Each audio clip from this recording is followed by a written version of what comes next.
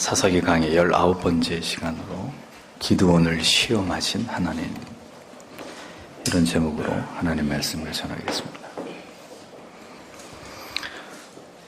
어느 날 여호와의 사자가 포도주 틀에서 타작을 하고 있는 기드온을 찾아와서 그를 큰 용사라고 칭하면서 이스라엘을 미디안의 손에서 구원하라는 사명을 부여하게 됩니다.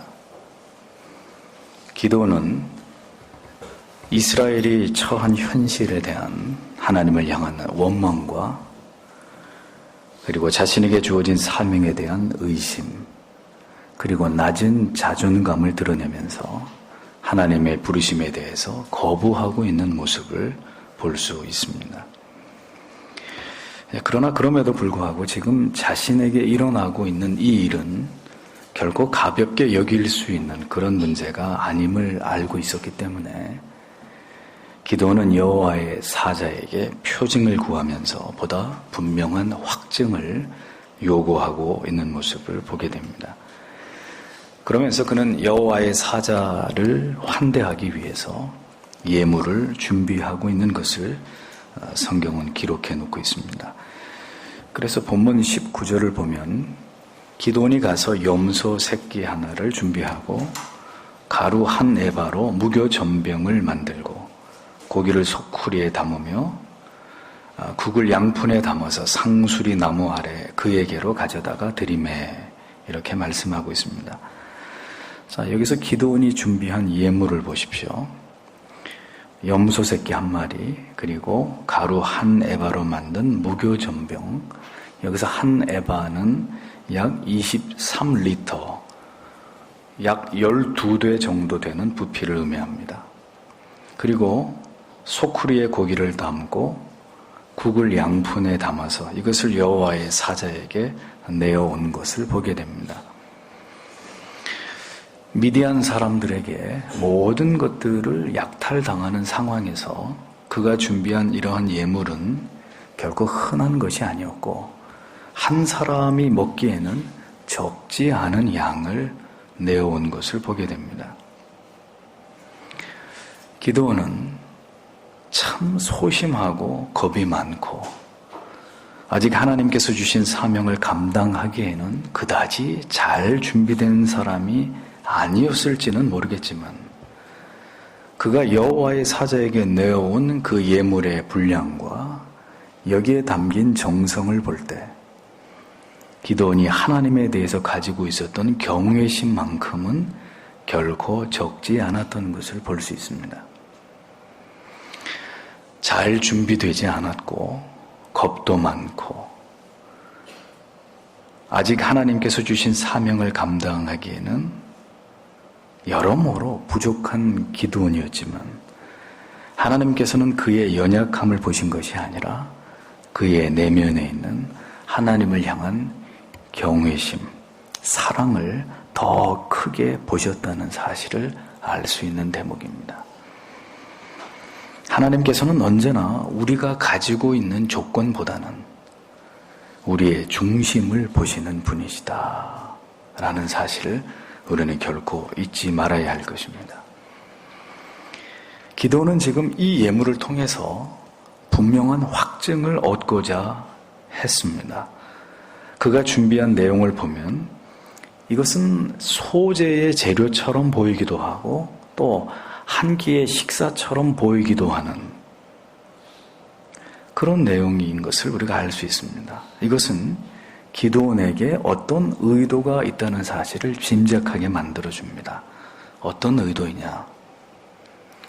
만약 자칭 여호와의 사자라고 하는 이분이 자신이 준비한 이 예물을 다 취해서 먹는다면 이분은 선지자 중에 한 사람일 것이고, 만약 이것을 소재로 이렇게 제물로 이것을 받으신다면 아마도 필시 그는 여호와의 사자가 틀림없을 것이다. 기드온은 이렇게 해석을 하려고 그는 한 끼 식사도 아니고 소재의 제물도 아닌 이러한 목적을 가지고 음식을 준비해 온 것으로 보여지는 것이라는 겁니다.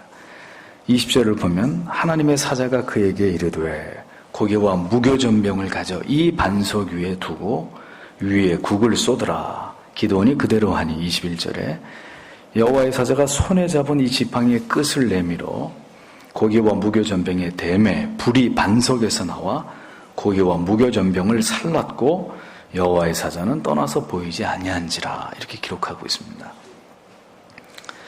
자, 어떻게 됐습니까? 여호와의 사자는 기드온이 준비한 음식이기도 하고 소재의 제물이기도 한 그것을 한순간에 불살라서 향기로운 제물이 되게 했습니다. 이런 행위를 통해서 지금 기드온 앞에 서 있는 이 존재는 음식을 필요로 하는 인간이 아니라 이렇게 불살라진 제물을 받으시듯이 하나님의 뜻을 이루는 일에 있어서 기드온 자신을 제물로 받으시고자 하시는, 그리고 마침내 신약시대가 열리고 어느 한 시점이 되었을 때 자신이 바로 희생 제물이 되어서 하나님께 바쳐지기를 원하시는 여호와의 사자로 현현한 바로 구약 속의 예수 그리스도이시다라는 사실을 드러내 보여주신 것을 우리가 보게 되는 것입니다. 여호와의 사자는 이런 의식을 통해서 그를 부르신 것이 바로 살아계신 하나님이라는 사실에 대해서 의심에 더 이상 여지가 없는 증거를 기드온에게 보여주고 사라지신 거예요. 그러니까 기드온은 이로써 더 이상의 어떤 확증도 필요 없는 아주 분명한 소명을 받았음을 확신할 수 있게 되었던 것입니다. 오늘 성도에게도 바로 이러한 소명의식이 필요합니다. 그게 무슨 뜻이냐? 하나님께서 나를 쓰시고자 하신다. 하나님께서 나를 부르셨다. 하나님께서 이 타락하고 부패한 시대 속에서 나를 통해서, 우리를 통해서 하나님의 뜻을 이루시기를 기뻐하신다라는 거룩한 소명의식이 오늘 여러분에게 필요한 것입니다. 하나님께서 불로서 모든 재물을 태우셨듯이 하나님께서 우리 안에 있는 모든 죄악들을, 잘못된 신앙의 요소들을 다 태우셔서 우리를 정결케 해주시기를 사모하면서 이것을 간구하는 마음이 오늘 우리에게도 필요한 것입니다. 그때나 지금이나 하늘의 뜻을, 하나님의 뜻을 이루어 가야 할 자들이 일어나야 한단 말이에요. 그냥 살아서는 안 됩니다.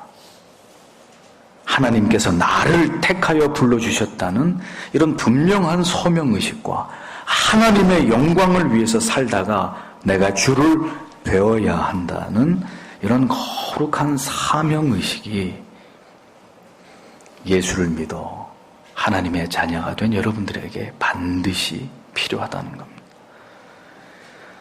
수년을 혹은 수십 년을 반복해서 지리멸렬한 모습으로 신앙에서 한 걸음도 더 이상 진보하지 않는 상태에 머물러 있는 그런 영적인 안진뱅이 같은 자세로 그렇게 앉아있는 성도와 교회가 되어서는 안 된다는 겁니다. 하나님께서 무엇 때문에 나를 불러주셨고 우리는 이곳에 함께 부름을 받게 되었는지를 생각해야 됩니다. 하나님께서 무엇 때문에 나를 불러주셨고 나의 인생을 통해서 이 초라하고 보잘것없지만 나의 인생을 통해서 하나님이 어떤 뜻을 이루어 드리시기를 하나님이 나에게 기대하시는지를 알아야 한단 말이에요. 거룩한 소명의식, 그리고 우리의 가슴을 뜨겁게 만드는 투철한 사명감. 성도는 이러한 가슴을 가지고 한 시대를 살다가 하나님이 오너라 하고 말씀하시면 하나님의 품에 안기는 자들이 되어야 한다는 거죠. 가슴 속에 이러한 소명과 사명의식이 없기 때문에 때때로 우리는 흔들리고 미끄러지고 낙오하고 그리고 사명의 자리에서 이탈하는 이런 일들이 일어날 수밖에 없는 것입니다. 신자에게는 무엇이 중요한 것일까요? 우리의 자존심입니까? 우리의 인간적인 요구와 바람일까요? 이런 것들은 절대로 중요할 수 없습니다. 우리에게 가장 중요한 것은 오늘도 여러분은 하나님을 배울 준비가 되어 계시는가요? 하는 이 질문입니다.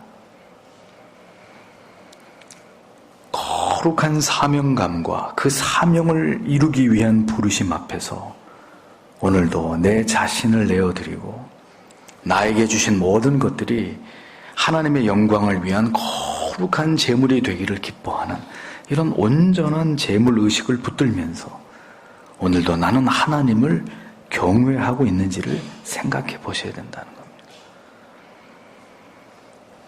신자는 무엇 때문에 사는 것인지를 우리는 늘 사유해야 합니다. 오늘 하나님께서 우리의 생명을 거두실 때 너는 어떤 사명에 헌신하다가 내 앞에 왔는지에 대해서 어떤 대답을 할 수 있을지를 하나님께 우리가 뭐라고 우리의 삶의 내용에 대해서 그분 앞에서 말씀할 수 있을지를 생각하면서 살아야 된다는 겁니다.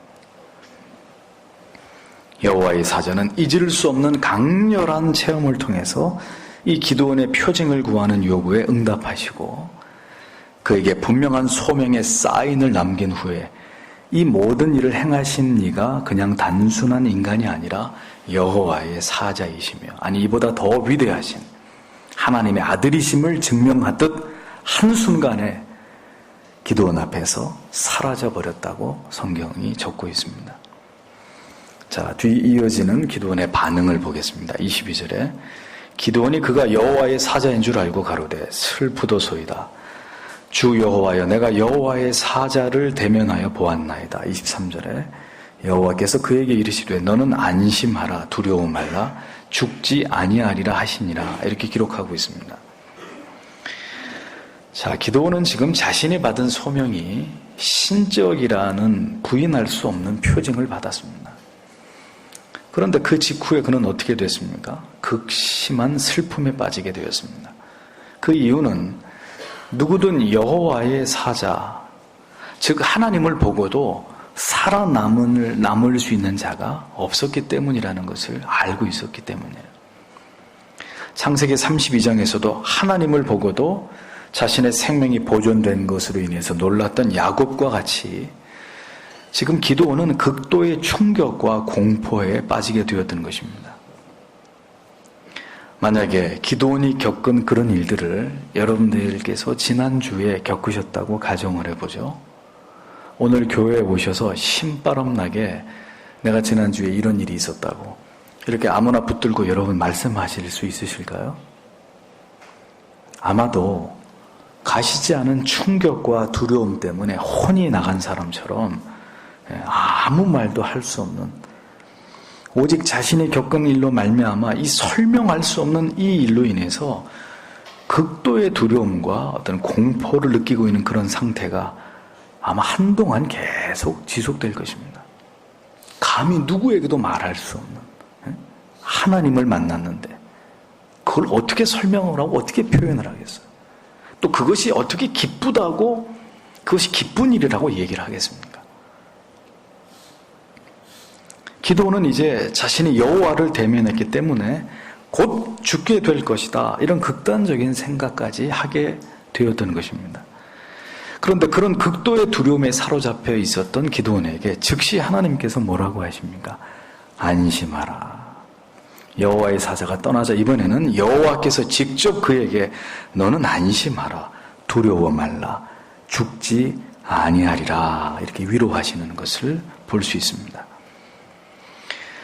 여호와의 사자를 보고 두려워하는 사람을 누가 위로할 수 있겠습니까? 적어도 여호와의 사자보다는 더 크신 존재가 위로할 때만이 그것이 진정한 위로가 되겠죠.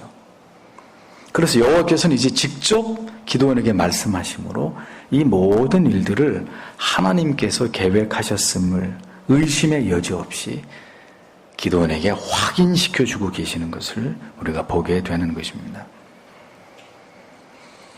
보십시오. 아무리 보잘것없고 연약하고 두려움이 많고 소심한 여러 가지 허물과 부족함이 있는 그런 자일지라도 하나님이 어떻게 하십니까? 그를 찾아오시고 그를 붙드시고 그를 사용하시겠다고 하시는 분이시라는 겁니다.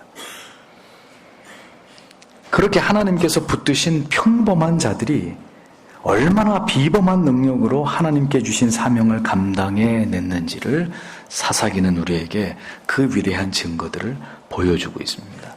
그래서 사사기는 절망과 희망을 우리에게 동시에 보여줍니다. 반복적인 죄악으로 하나님께 패역을 저지르는 이 구제불능의 이스라엘의 모습과 또 한편 그런 이스라엘이 하나님께 돌이켜 회개함으로 하나님께 구원을 간구할 때 하나님께서는 이름도 없는 무명의 평범한 혹은 평범 이하의 사람들을 하나님이 세우셔서 그들을 통해서 하나님의 놀라운 일들을 이루어 가심을 통해서 사사기는 이 두 가지의 메시지를 우리에게 동시에 던져주고 있는 것을 보게 되는 것입니다. 오늘 이 죄악이 관영하고 그리고 모든 것에 있어서 어렵고 힘든 시기를 살아가는 우리에게 하나님께서 주시는 메시지가 무엇일까요? 내가 너를 붙들고 있다는 것입니다. 내가 너와 함께하고 있고 내가 너를 지목해서 불렀다고 말씀하고 계시는 것입니다. 너는 내 것이니 결코 두려워하지 말라는 것입니다. 결코 이 세상을 두려워하지 말고 비겁하거나 비굴하지 말고 믿음으로 신앙의 정도를 걸어가라는 것입니다. 우리에게 필요한 것은 바로 이러한 하나님의 거룩한 인치심입니다. 우리가 오늘 두려움에 휩싸이게 되는 것은 하나님께서 이렇게 오늘도 나와 함께 하시고 나를 지키시고 나의 앞길을 예비하신다는 이 확신의 부재 때문에 우리가 두려우는 겁니다. 하나님을 향한 절대적인 신뢰가 부족하기 때문에 우리는 염려하는 것입니다. 하나님께서 우리를 멀리 하시기 때문에 우리가 두려운 것이 아니고 하나님께서 오늘도 나와 함께 하시고 약속을 반드시 지키신다고 하는 이 하나님에 대한 우리의 신뢰가 부족하기 때문에 염려하고 걱정하고 좌절하고 시험에 드는 것입니다.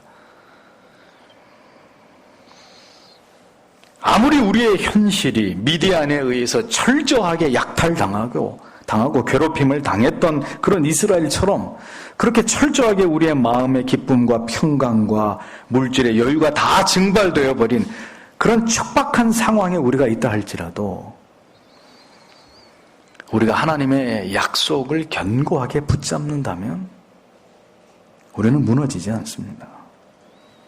오늘 우리 안에 세워져 있는 견고한 하나님의 나라, 그 나라의 백성들에게 베푸시는 하나님의 위로와 평강을 우리가 맛볼 수 있다면 우리는 절대로 좌절하지 않을 수 있습니다. 그러므로 우리가 회복해야 될 것은 하나님에 대한 이 절대적인 신앙, 그 약속을 붙드는 의심치 않는 요동하지 않는 믿음. 험악한 시대를 살아가는 하나님의 백성들에게 필요한 것은 바로 이러한 것들이라는 겁니다.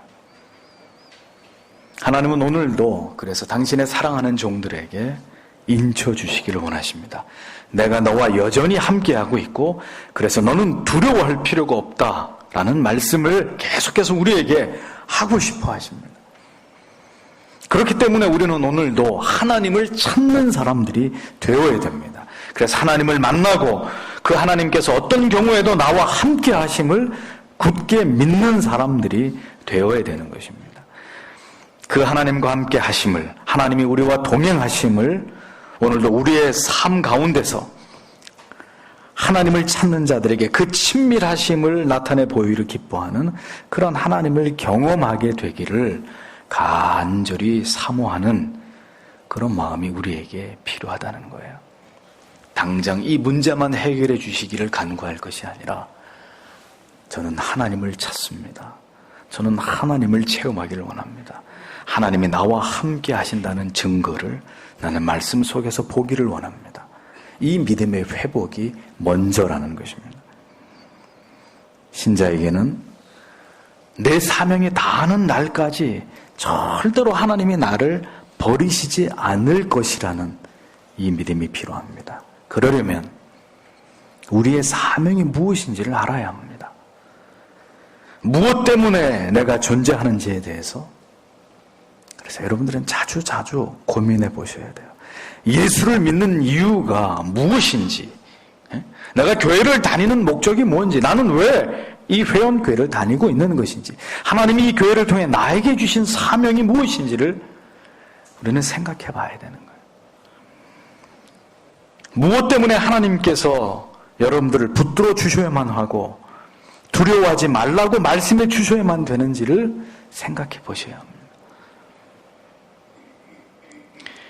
여러분들이 지금 사명을 감당하시고 그리고 성도의 삶을 살아가고 있다는 이유 때문에 세상으로부터 어떤 두려움을 느끼고 계십니까?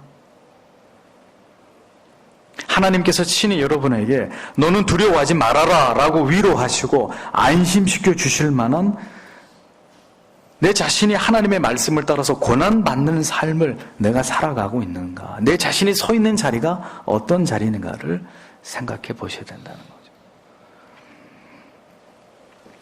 기도원에게 주시는 하나님의 말씀이 오늘 나의 것이 되기 위해서는 내 자신이 먼저 사명 자리에 서 있어야 합니다. 예수 때문에 당하는 고난과 불이익과 핍박의 현장에 여러분이 서 있어야 합니다. 그리고 그 사명을 감당하는 일에서 신앙의 삶을 살아가는 현장 속에서 때때로 갈등과 두려움과 맞서는 그런 일들을 경험하고 계셔야 합니다. 미디안과 같은 존재에 대한 두려움, 하나님이 과연 연약한 나 같은 자를 통해서 하나님의 영광을 받으실까? 내가 과연 하나님 앞에 쓰임받기에 합당한 존재일까? 이런 질문과 사유에서 오는 그런 마음의 진지한 고민과 눌림이 오늘 여러분들에게 있는지를 먼저 자문해 보셔야 된단 말이에요.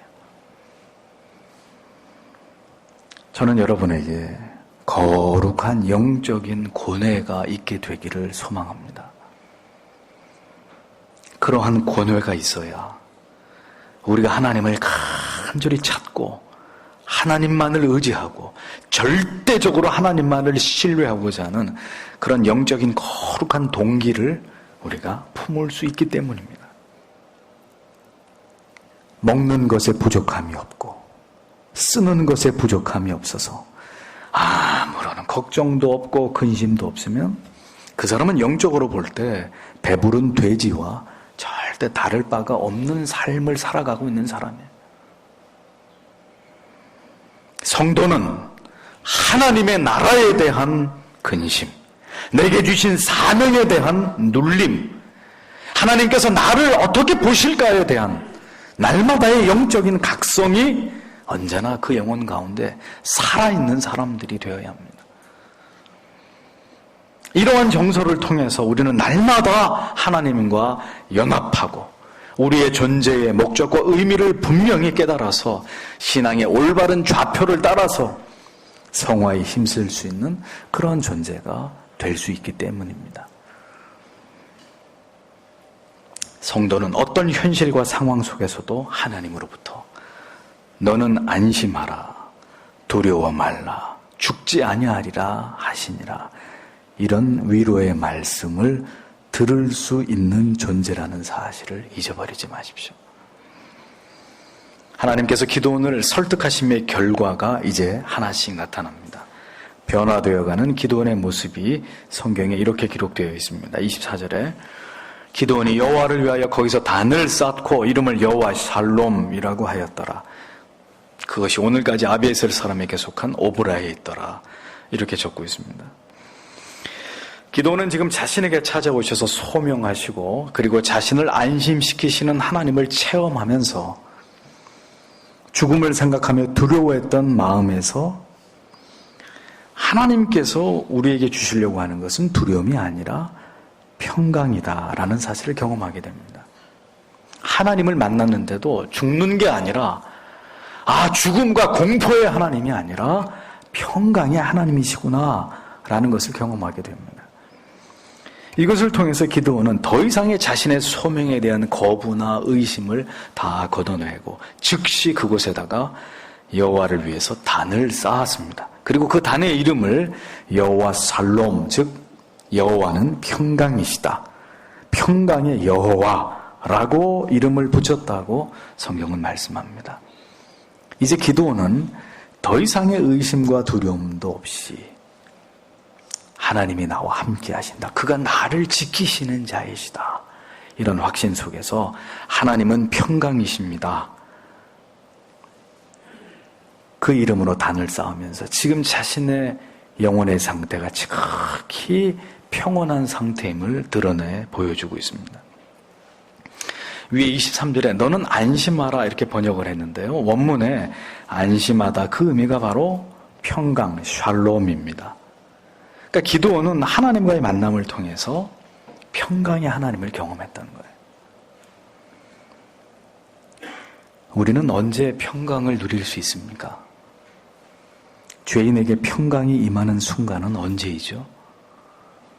우리가 바로 하나님을 배울 때입니다.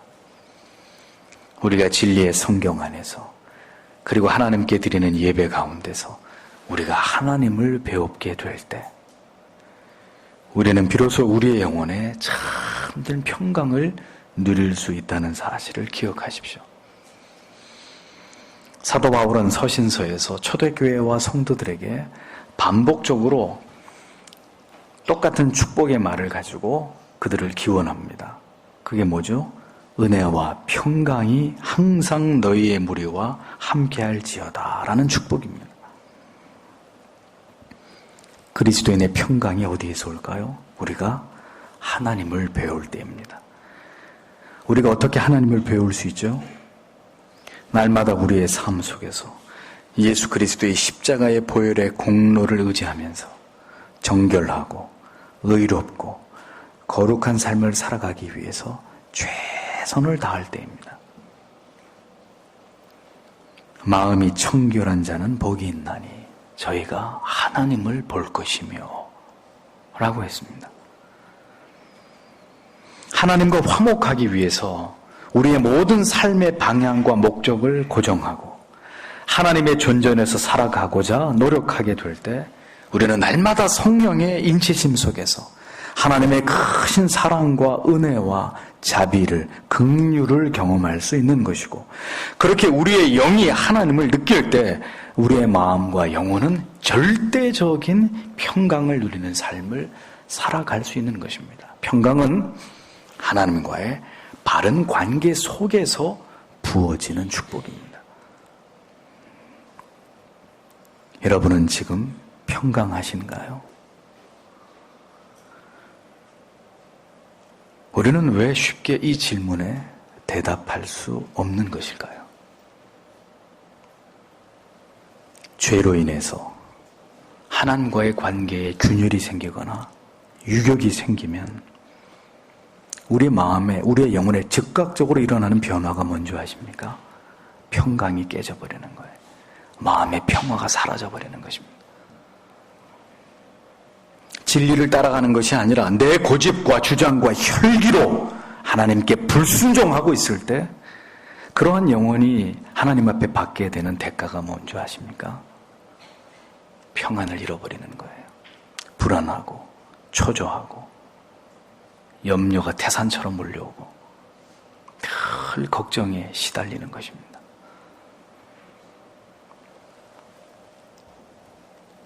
그러므로 우리는 날마다 하나님과 평강을 누리기 위해서라도, 그 평강을 체험하기 위해서라도 예수 그리스도의 십자가를 철저하게 붙잡아야 되는 것입니다. 그리스도를 묵상하고 그의 속죄의 효력과 공로를 온전히 의지함으로 우리의 모든 죄의 문제를 언제나 즉각적이고 신속하게 그것을 다룸으로써 하나님과의 관계의 화창함을 유지하는 일에 우리가 결코 이것을 가볍게 여겨서는 안 된다는 것입니다. 하나님과 여러분들의 관계가 반듯할 때 여러분들의 삶의 보다 더 넓은 영역 속에서, 더 많은 시간 속에서 우리는 여호와 샬롬이라는 단을 쌓게 될 것입니다. 직장에서도 여호와 샬롬, 학교에서도 여호와 샬롬, 가정에서도 여호와 샬롬, 부부 사이에서도, 부모와 자녀 사이에서도, 노사 간에서도, 성도 간에서도 여호와 샬롬의 단이 세워지는 그런 놀라운 은혜들을 누릴 수 있게 되는 것이라는 겁니다. 하나님과 불화하고는 누구와도 언제라도 평화를 누릴 수 있는 길은 없다는 사실을 잊어버리지 마십시오. 하나님께서는 이렇게 기드온을 하나하나 만들어가고 계셨습니다. 처음에 소명 당시 그렇게 소심하고 뒤로 물러서고 손사리를 치던 기드온이 이제 점점 하나님 앞으로, 사명 앞으로 나오고 있는 것을 보여줍니다. 여호와 앞에 단을 쌓았다. 단을 쌓았다. 하나님은 이렇게 우리를 조금씩 하나님 앞으로 이끌어 가시는 분이십니다.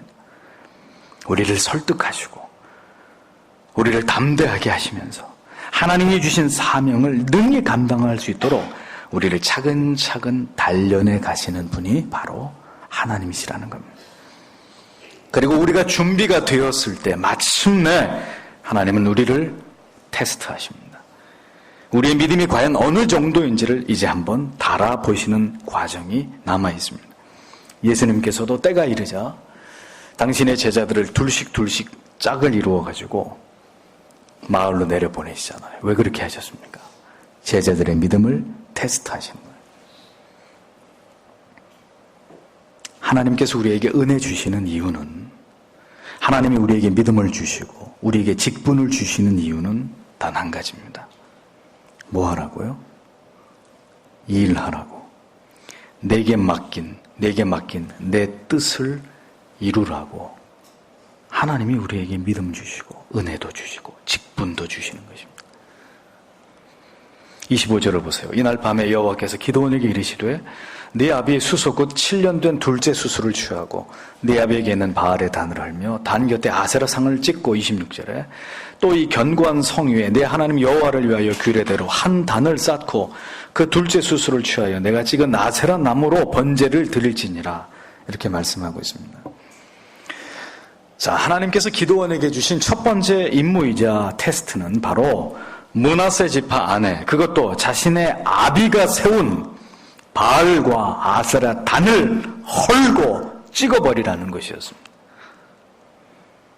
이러한 명령을 주신 것은 여러 차원에서 의미하는 바가 매우 크다고 할 수 있습니다.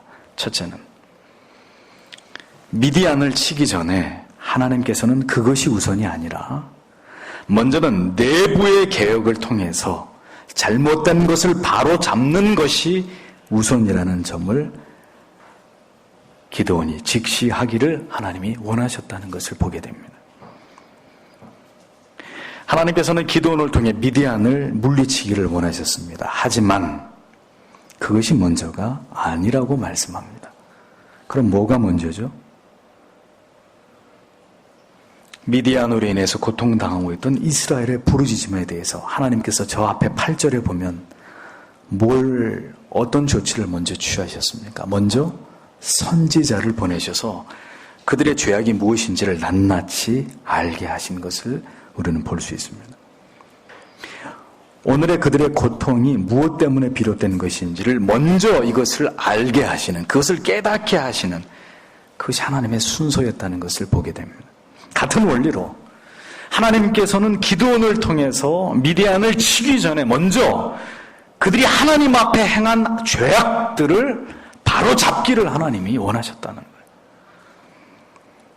우리 안에 해결되지 않은, 청산하지 않은 죄와 불순종과 교만을, 비진리와 비성경적인 습관과 관행을 놔두고 하나님께 복을 구하고 하나님께 도움을 구하는 일은 실패를 예약하는 일이기 때문에 하나님은 먼저 그 부르짖음에 응답하시는 것이 아니라 먼저 네 아비가 세운 우상을 깨트려버려라. 하나님이 먼저 그것을 요구하시는 것입니다. 하나님이 기뻐하지 않는 우리 안에 있는 죄의 요소들을 먼저 발본색원하는 일이 우선이다라고 말씀하시는 겁니다. 우리는 복을 먼저 받기 원합니다. 우리는 먼저 형통해지기를 바랍니다. 우리는 먼저 합격하기를 바라고, 우리는 먼저 승진하기를 원하고, 먼저 집을 장만하고 싶어 합니다. 하지만 하나님의 뜻은 먼저 죄를 제하라는 것입니다. 개인이든 가정이든 교회든 이것을 바로잡지 않고 부흥과 복과 형통을 기대하는 일은 어리석게도 하나님을 시험하는 일이 될 뿐인 거예요. 먼저 하나님께서 기뻐하시는 자리로 나아와야 합니다. 응답하시면 그 다음입니다. 여러분들의 계획이나 소망은 그 이후의 일입니다. 먼저 하나님과의 관계를 회복하는 일에 주력하셔야 합니다. 우리 안에 먼저 하나님의 나라가 세워져야 하고, 그 나라를 다스리는 것이 예수 그리스도이시게 만드는 것이 우선이란 말이에요. 그래서 주님께서는 말씀하시는 것입니다. 너희는 먼저 그의 나라와 너희 안에 그의 나라가 세워져야 되고, 그리고 너희가 추구해야 될 것은 그의 의다 라고 말씀하시는 거예요. 그의 나라와 그의 의를 구하라 라고 말씀하시는 것입니다. 내 안에 하나님의 통치를 받는 나라가 세워져 있지 않은데, 하나님께서 주권자이시고 통치자가 아니신데 나에게 평강이 있고 충만함이 있고 평화가 있겠습니까? 그런 일은 불가능한 일입니다. 가장 중요한 것은 하나님과의 관계. 하나님께서 오늘의 나의 모습을 기뻐하시겠는가? 나의 삶을, 나의 계획과 목표를 하나님께서 인정하시겠는가? 모든 일의 우선순위는 하나님의 뜻에 합당한지 그렇지 않은지를 가늠하는 일이 가장 중요한 일입니다. 일이 좀 잘 되면 하나님과의 관계도, 예배도, 기도도, 말씀도 그때 한번 생각해 보겠습니다. 그때 한번 내가 봉사도, 충성도 그때 한번 생각해 보죠. 이런 생각 버리세요. 지금 돌이키십시오. 그것이 가장 우선이고 하나님께서 여러분들에게 요구하시는 하나님의 뜻입니다. 두 번째는 잘못된 것을 바로잡는 일에 있어서 성역이 없다는 사실을 보여주는 것입니다. 네 아비가 세운 바알과 아세라의 신상 찍어버려, 베어버려라. 다른 사람도 아니고 기드온의 아버지가 세운 우상들입니다. 하나님이 기드온을 테스트하시는 거예요. 기드온의 아비가 세운 바알의 단과 아세라의 상 찍어버려라, 찍어버려라. 다른 사람의 개혁을 논의하기 전에, 적을 쳐서 심판하기 전에 내 지파 그리고 내 아비가 행한 죄부터 청산하라는 것입니다. 개혁은 내 자신과 내 가족과 그리고 내 교회에서부터 시작되어야 합니다. 하나님께서는 기드온의 아비가 저지른 죄악을 그냥 지나치지 않으셨습니다. 아비가 세운 우상들을 다 깨트려버리고, 그리고 그 깨뜨려진 우상의 나무를 재료 삼아서, 그리고 내 아비가 소유한 7년 된 둘째 숫소를 취해서 성내 가장 높은 곳에다가 하나님께 단을 쌓고 번제를 드리라 라고 명령하십니다.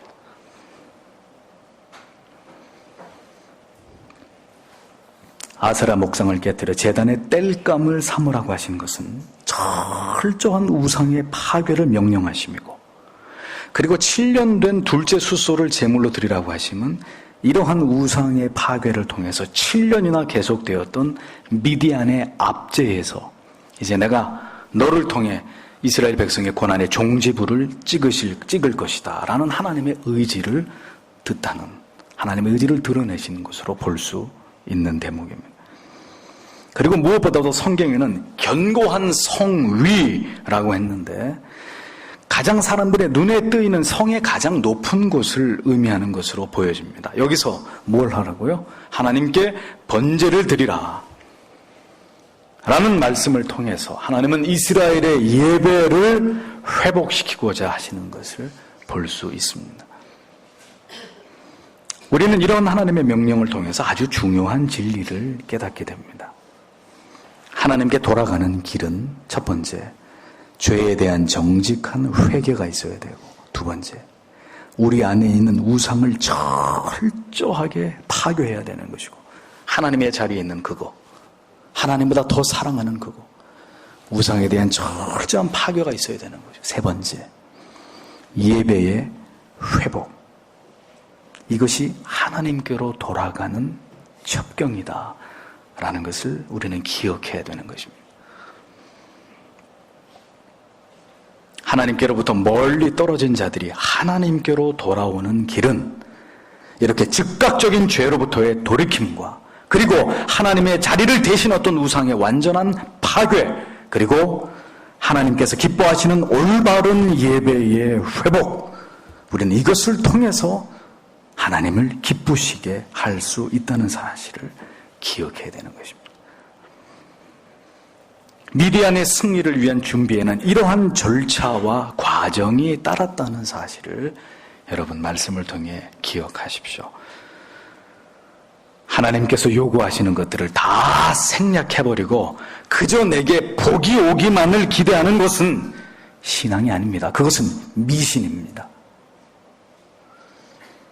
하나님께서는 언제나 결과보다는 과정을, 드러난 행위보다는 그 믿음을, 그 마음을, 외모보다는 그 사람의 중심을 먼저 보시는 분이시라는 거예요. 그래서 모든 회복은 하나님의 뜻에 철저하게 순종할 때, 하나님이 정하신 회복의 순서들을 성실하게 따라갈 때 이루어지는 것입니다. 아무리 하나님 회복시켜주세요, 회복시켜주세요, 노래를 부른다고 해서 회복이 되는 것이 아니라 이러한 절차를, 과정을 밟아야 한 사람의 영혼이 회복될 수 있는 거예요. 과감하게 하나님의 말씀대로 베고 찢고 그리고 자르고 쌓아서 태워서 하나님 앞에 드려야 되는 것입니다. 그 모든 것을 보시고 하나님께서 우리의 삶의 총체적인 회복을 결정하시는 그런 하나님이 되시는 것이죠. 하나님께서 기드온에게 주신 첫 번째 임무를 기드온은 어떻게 감당했습니까? 예, 기드온이 종 열을 데리고 여호와의 말씀하신 대로 행하되 아비의 가족과 그 성읍 사람들을 두려워하므로 이 일을 감히 100주에 행하지 못하고 밤에 행하니라, 이렇게 기록하고 있습니다. 처음에 겁쟁이에서 점점점 용사로 세워져 가고 있는 기드온, 하나님이 그렇게 기드온을 세워가고 계셨지만 그렇다 하더라도 인간의 연약함이 그렇게 쉽고 간단하게 하루아침에 바뀌는 것은 아니라는 것을 보게 됩니다. 하루아침에 달라지는 것은 없어요. 이 모든 일들을 기드온은 단독으로 행한 것이 아니라 10명의 종의 도움을 받아서 이 일을 감당했습니다. 그런데 여기서 중요한 것은 뭐죠? 여호와의 말씀대로 했다는 사실입니다. 자기의 생각을 더하거나 불성실하게 행하거나 잘못된 방법으로 행한 것이 아니라, 비록 좀 아직도 겁이 남아있고 아버지가 이 사실을 알게 됐을 때, 자기 지파 사람들이 알게 됐을 때 아직도 기드온의 마음속에는 작은 두려움이 남아있었지만 그럼에도 불구하고 기드온은 하나님의 말씀대로 그대로 행했다고 성경은 적고 있습니다.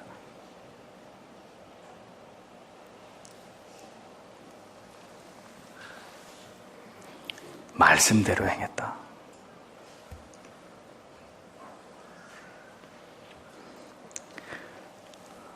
우리에게 중요한 것은 우리가 연약할지라도, 우리가 부족할지라도 여전히 우리에게는 많은 부분들이 하나님의 말씀을 통해 회복되고 그리고 성장해야 될 부분들이 있다 할지라도 중요한 것은 우리가 완전한 사람은 아니지만 말씀대로, 여호와의 말씀대로 하려고 노력하는 것입니다.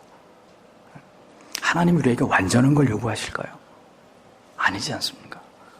우리가 불완전한 죄인이라는 것을 하나님이 어찌 모르시겠습니까?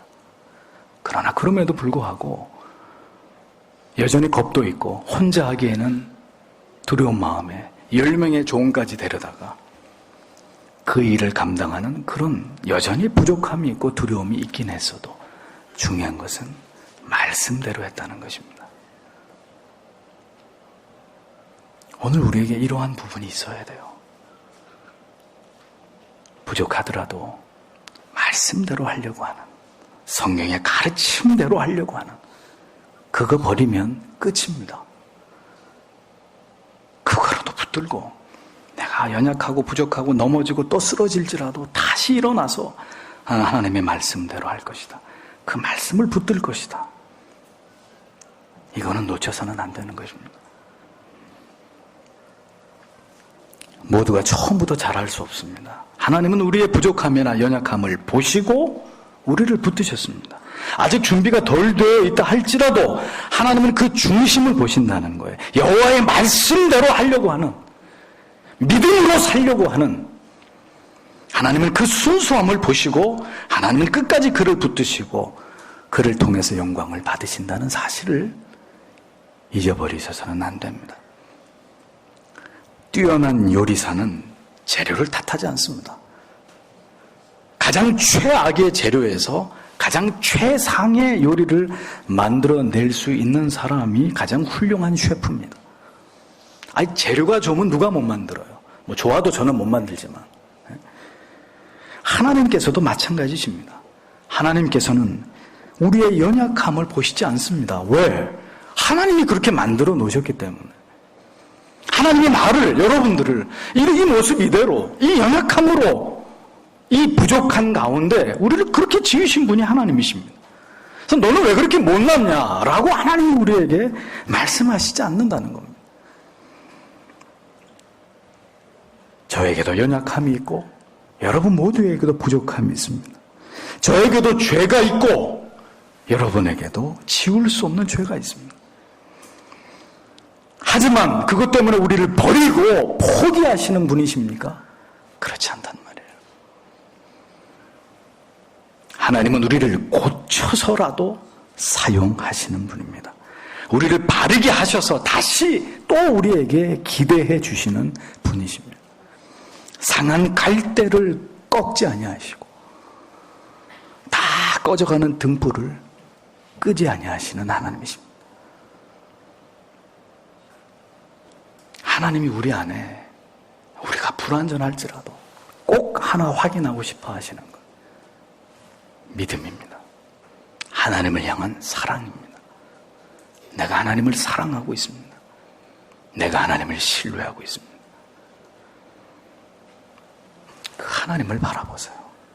하나님을 온전히 신뢰하십시오. 부디 상한 갈대로 여러분들의 인생을 끝내시려고 하는 그런 마음을 거두십시오. 부디 여러분 자신을 꺼져가는 등불이라고 스스로를 과소평가하면서 자신을 초라하게 여기시지 않는 그런 여러분들이 되시길 바랍니다.